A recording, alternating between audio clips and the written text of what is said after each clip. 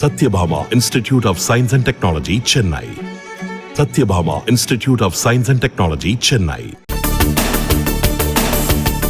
நாடு முழுவதும் கடந்த மாதத்தில் ஏசி விற்பனை இருமடங்காக உயர்ந்ததாக உற்பத்தி நிறுவனங்கள் தகவல். 40 முதல் 50 டிகிரி செல்சியஸ் வரை வெப்பம் வாட்டியது ஏசி விற்பனை உயர காரணம். டெல்லியில் தலைமை தேர்தல் ஆணையருடன் மத்திய அமைச்சர்கள் நிர்மலா சீதாராமன், பியூஷ் கோயல் சந்திப்பு. வாக்கு எண்ணிக்கை மற்றும் முடிவுகளை அறிவிக்கும் போது பாதுகாப்பை உறுதி செய்ய வலியுறுத்தல். வெப்ப அலை மற்றும் புயலின் தாக்கத்தால் வடகிழக்கு மாநிலங்களில் ஏற்பட்டுள்ள பாதிப்புகள் தொடர்பாக பிரதமர் மோடி ஆலோசனை. மீட்புப் பணிகள் மற்றும் நிவாரண உதவிகள் தொடர்பாக உயர் அதிகாரிகளுடன் விவாதித்ததாக தகவல். அருணாச்சல் பிரதேசத்தில் ஆட்சியை தக்க வைத்தது பாஜக. மொத்தமுள்ள 60 சட்டப்பேரவை தொகுதிகளில் 46 இடங்களை வென்றது. சிக்கிமில் மொத்தமுள்ள 32 சட்டப்பேரவை தொகுதிகளில் 31 இடங்களில் வென்று மீண்டும் ஆட்சி அமைக்கிறது சிக்கிம் கிராந்திகாரி மோர்ச்சா. எதிர்த்து போட்டியிட்ட சிக்கிம் ஜனநாயக முன்னணி ஒரு இடத்தில் மற்றும் வெற்றி. மக்களவைத் தேர்தல் வாக்கு எண்ணிக்கையை முன்னிட்டு சென்னையில் 3 தொகுதிகளுக்கான பொது பார்வையாளர்கள் நியமனம். 3 சட்டமன்ற தொகுதிக்கு ஒரு பொது பார்வையாளர் வீதம் 6 பொது பார்வையாளர்கள் சென்னை வந்தனர். தென் தமிழக பகுதிகளின் மேல் வளிமண்டல கீழடுக்கு சுழற்சி நிலவுவதன் எதிரொலி.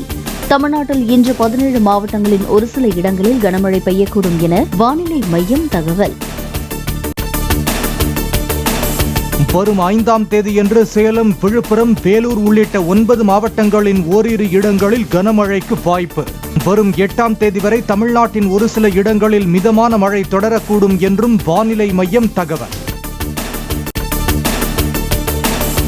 தென்மேற்கு பருவமழை தமிழ்நாடு முழுவதும் முன்னேறியுள்ளதாக வானிலை ஆய்வு மையம் அறிவிப்பு. வட தமிழ்நாட்டின் உள் மாவட்டங்களில் பருவமழை தீவிரமாக உள்ளது எனவும் தகவல். தேனி மாவட்டம் போடி குரங்கணி மலைப்பகுதியில் பெய்த கனமழையால் கொட்டக்குடி ஆறு மற்றும் கல்லாற்றில் திடீர் வெள்ளப்பெருக்கு. பொதுமக்கள் மற்றும் சுற்றுலா பயணிகள் ஆற்றில் இறங்கவோ குளிக்கவோ கூடாது என வனத்துறை எச்சரிக்கை. நாடாளுமன்ற தேர்தலையொட்டி 2 மாதம் ஒத்திவைக்கப்பட்டிருந்த சுங்க கட்டண உயர்வு நாளை நள்ளிரவு முதல் அமல். தமிழகம் முழுவதும் 29 தேசிய நெடுஞ்சாலை சுங்கச்சாவடிகளில் கட்டண உயர்வு நடைமுறைக்கு வருகிறது. சென்னை விமான நிலையத்தில் நடிகர் கருணாஸின் கைப்பையில் இருந்து 40 துப்பாக்கி குண்டுகள் பறிமுதல். கருணாஸின் திருச்சி பயணத்தை ரத்து செய்து பாதுகாப்பு படை அதிகாரிகள் விசாரணை. திருச்சி யானைகள் மறுவாழ்வு மையத்தில் வெப்பத்தை தணிக்கும் வகையில் யானைகளுக்கு நீர்ச்சத்துள்ள பழங்கள் தரப்படுவதாக வனத்துறை செயலாளர் சுப்ரியா சாஹூ தகவல்.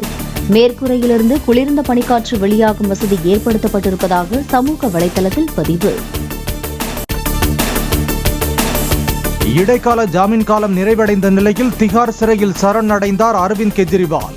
ராஜ்காட்டில் உள்ள காந்தி நினைவிடத்தில் மரியாதை செலுத்திவிட்டு ஆஞ்சநேயர் கோவிலில் வழிபட்ட பின் சிறைக்கு சென்றார். ஆந்திராவில் இருந்து பிரிக்கப்பட்ட தெலங்கானா மாநிலம் உருவான தினம் இன்று கொண்டாட்டம். ஹைதராபாத்தில் உள்ள தியாகிகள் நினைவிடத்தில் முதல்வர் ரேவந்த் ரெட்டி மலர் வளையம் வைத்து அஞ்சலி. மக்களவைத் தேர்தல் ஊடக கருத்து கணிப்புகள் குறித்த கேள்விக்கு காட்டமாக பதிலளித்த ராகுல் காந்தி, இந்தியா கூட்டணிக்கு எத்தனை இடங்கள் என்று கேட்டபோது சித்து மூஸ்வாலா 295 பாடலை கேட்டீர்களா என பதில். உத்தரப்பிரதேசத்தின் கோரக்பூரில் உள்ள வனவிலங்கு பூங்காவை பார்வையிட்டார் மாநில முதலமைச்சர் யோகி ஆதித்யநாத். கம்பி வேலிக்கு அருகே சென்று புலியை பார்வையிட்டார். ஜம்மு காஷ்மீரின் கங்கேரா மலைப்பகுதியில் பற்றி எரியும் காட்டுத்தீ.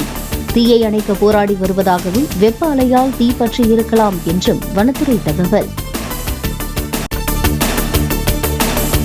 டெல்லி ஆம் ஆத்மி கட்சி அலுவலகத்திற்கு வெளியே இருந்த ஜெனரேட்டரில் தீ விபத்து.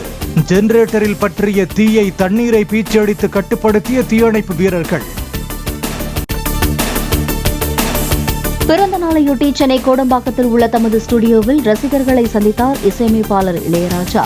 நீண்ட வரிசையில் நின்று இளையராஜாவுடன் புகைப்படம் எடுத்துக்கொண்ட ரசிகர்கள். பிரெஞ்சு ஓபன் டென்னிஸ் தொடரின் 3வது சுற்றில் உலகின் நம்பர் 1 வீரரான ஜோகோவிச் த்ரில் வெற்றி.